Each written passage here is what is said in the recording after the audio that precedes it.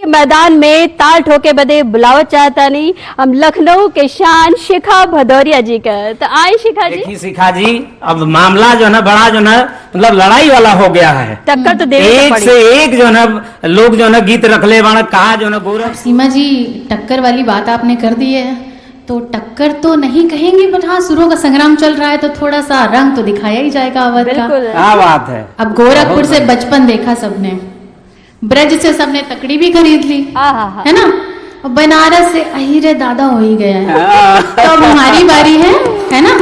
और अवध वाले भाई बहुत भावनात्मक होते हैं, बहुत इमोशनल होते हैं। हमारे यहाँ पूरा महीना सावन का होता है। चूड़ी सुहाग कितना मायने रखता है और मायका मायने रखता है। मायके के यहाँ एक रंग को भाभी का, पिता का, भाई का, माँ का, सबका प्यार इस गाने में दिखेगा।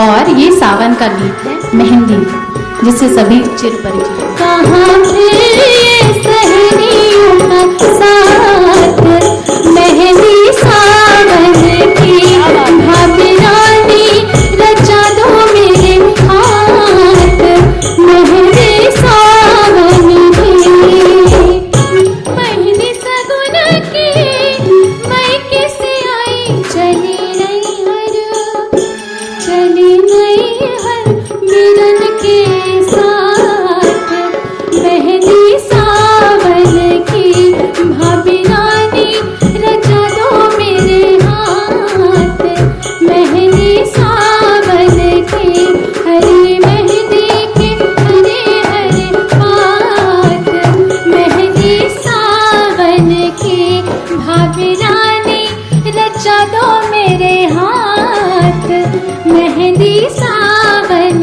की, मेहंदी सावन की, मेहंदी सावन की।